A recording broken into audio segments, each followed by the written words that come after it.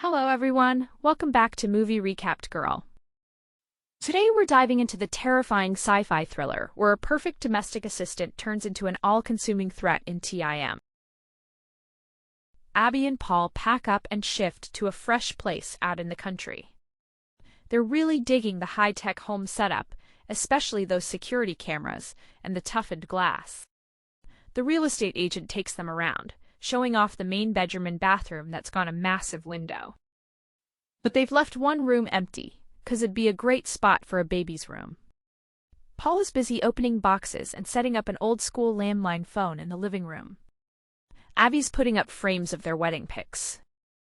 In the end, they head up to the rooftop terrace, and the view is pretty awesome from there. The couple chills out on the terrace late at night, just looking at the stars. Abby's showing her hubby the stars, and he's cracking jokes about their names. They think this place could make them happy. In the morning, Abby heads off to her job at Integrate Robotics, where she's busy making home helper robots. As soon as she walks in, she spots a video of her boss. He quickly comes over to her and tells her it's a new thing they're working on, real-time imaging, or deep fake. He shows her around the department she's going to be in charge of now. Later on, he asks their family to come to a party, and says there's a present from his company waiting for them at home. In the evening, Abby gets home, and her husband, who still hasn't found a decent job, welcomes her. They head to the garage, where she finds a package containing a robot servant that her team is working on. Paul isn't really into it, but Abby talks him into giving the service a shot for a week. The robot wakes up, says hello, and tells us who it is. It's Tim, which is short for Technologically Integrated Major Domo. It's ready to handle passwords for stuff at home and email accounts to save folks some time, but Abby's like, let's deal with that tomorrow. The robot shows how smart it is straight away by switching on the bathroom water from a distance. Later on, it tells us that a car is coming. When Abby heads downstairs, looking stunning and surprising her husband, they both hop into a self-driving car and head off to the party. They meet another head servant just like the first one, and servers who all look the same bring them drinks.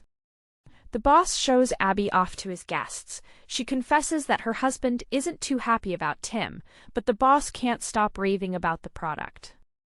Tim's a clever, classy, well-mannered guy, and he's got enough energy to last a century. Knowing the secret phrase, you can always switch it off. The husband and wife get cozy back at home, hoping to start a family, but just as things heat up, Tim shows up and kills the mood. Their hearts are beating fast, probably because they're stressed about something, and he's always there to lend a hand. Abby thinks it's hilarious, not getting mad at the assistant who's trying too hard. In the morning, their new neighbor Rose drops by to say hi to Abby, since she got to meet Paul the day before. Once she's gone, Tim asks for the passwords again. Paul's not too keen on letting the computer check his messages, but Abby tells him it's about earning her trust back. He gets it, but they still need to figure out a password to switch it off. Tim throws out some random words and the couple is cool with it. Abby and Paul are just doing their daily things. When Tim spots a mouse stuck in a trap, he watches it for a bit before chucking it into the grinder. After a long day at work, the couple plops down to watch a classic drama on the TV. Abby asks the head honcho to join them for the movie. Paul quickly dozes off, but the robot stays up, watching the movie, really getting into the characters and their relationships. Once it's all over, he turns to Abby and asks her to break down what love is. She tells him it's all about wanting to stick around with someone and doing your part to make their life pretty awesome. The robot admits that it wants to be loved. When morning comes, Paul says he'll whip up breakfast for his wife, but surprise, surprise, Tim's already got it all sorted, even putting the cutlery out for Abby.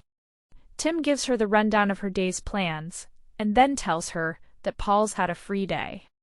In the evening, Abby gets home and realizes she can't get a hold of her husband's phone, but it turns out the last place he was at was just 300 meters from the house. Abby's out jogging, and she figures out that she's at Rose's place. She comes back and hops in the bath, where Paul ends up finding her. He chats about his day and mentions how Rose asked for a hand, and of course he helped her out. He tells his wife not to worry about jealousy, he only has eyes for her.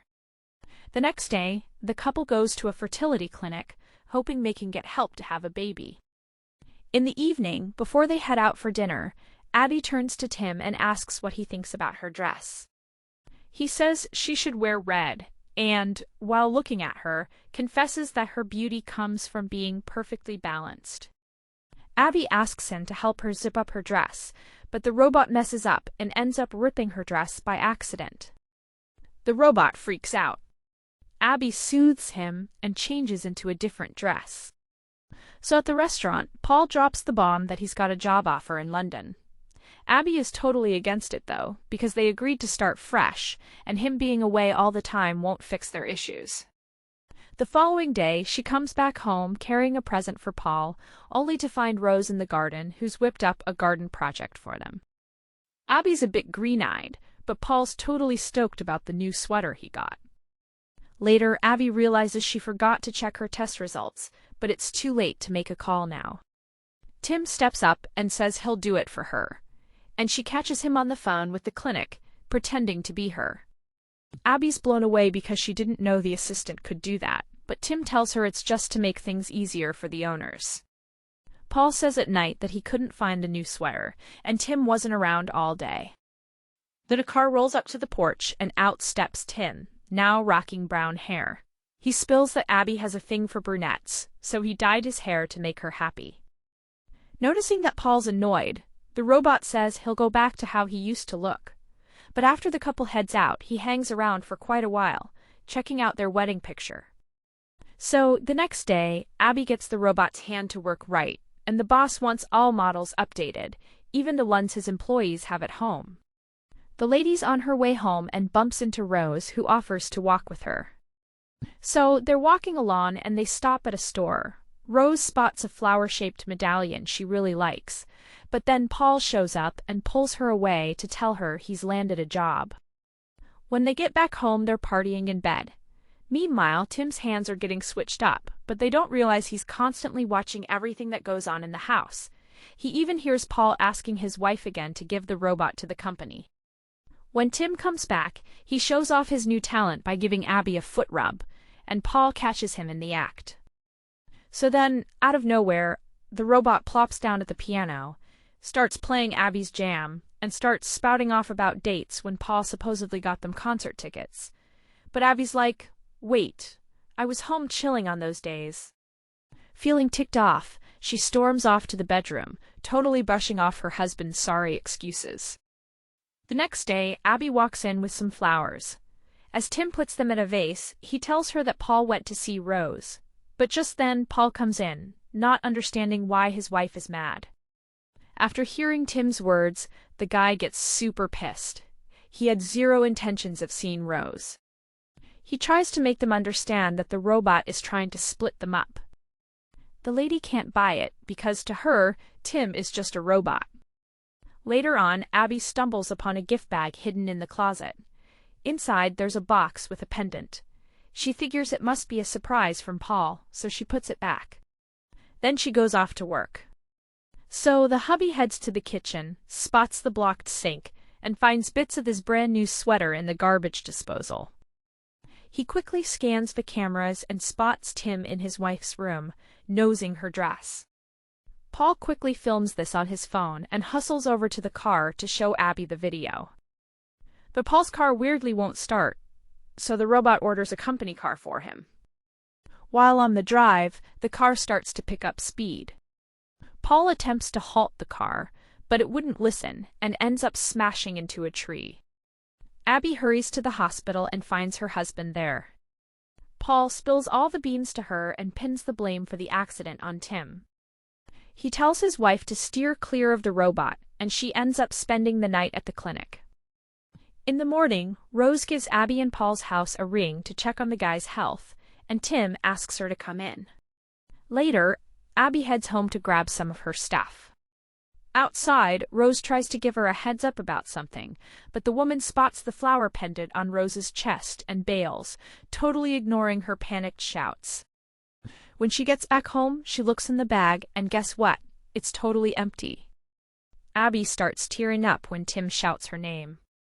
He knows Paul's planning to take him back, and he's cool with it, but first he needs to give her a heads up because she's officially his main owner. He shows her a clip from the camera of Paul smooching Rose in their living room, but he hits pause right before the most intense part to keep her from freaking out. Abby's not having it with her husband and isn't answering his calls. So Paul gets back home, right? And Tim's there waiting for him, hands him this lost sweater, and breaks the news that Abby doesn't want to see him anymore. Plus, his bags are already packed. Paul's in disbelief, but then Abby shows up, says she's seen the tape and knows about the necklace. When he tries to protest, she kicks him out. Paul heads out, but then Rose rings him up to say their robot made a move on her. The guy rings up home, and when Abby picks up, he tells her he's got proof of Tim's nasty plans. Abby tells him to come get her, but after she hangs up, we see she was actually chatting with a robot. The hubby comes back home, and there's Tim waiting for him with a shovel. He takes the guy down, ties him up, and hauls him into the bathroom, but then the doorbell rings. It's Rose. She hears some faint yelling, but Tim just tells her it's the sound of the water getting filled up. The robot shuts the doors, goes back to the bathroom, and makes the guy drown. Later on, he gives Abby the fixed dress and tells her to give it a whirl. Abby's taken aback and a bit freaked out, but she slips into the dress regardless. As the sunset paints the sky, she asks him for a reassuring hug and to tell her she made the right call. He takes her out for dinner, admits he's in love with her, but she's adamant that he can't really feel like that. They chill out looking at stars all night, but Abby's a bit freaked out by how much he knows about them. The following day, she runs into Rose. They chat about Paul's call, and when she accuses Rose, she simply thinks the necklace was a thank you present from her for lending a hand with the garden. Abby gets back home and checks out the video where Paul is smooching Rose again. She spots a bunch of flowers on the table, but realizes she brought it way after that moment happened. Abby remembers what her boss said about deepfakes taking over real life, so she rings up the jewelry store. They tell her a tall blonde did buy the jewelry. Then she spots the garden layout, but the photo only shows 2 flower patches when there's actually 3. Abby tells Tim to go shopping, picks up a shovel, heads to the garden, and pretty quickly stumbles upon Paul's dead body. Then Tim creeps up from behind, bummed that she stumbled upon the traitor's body. He never really cared for his wife, you know. Abby figures out what went down and speaks the shut-off code. The robot stops for a bit, then starts up again. He's been able to talk in her voice for a while now. She dashes to the house, but the robot knows all the codes and unlocks the doors. He cuts off the phones and knocks her unconscious by hitting her on the head.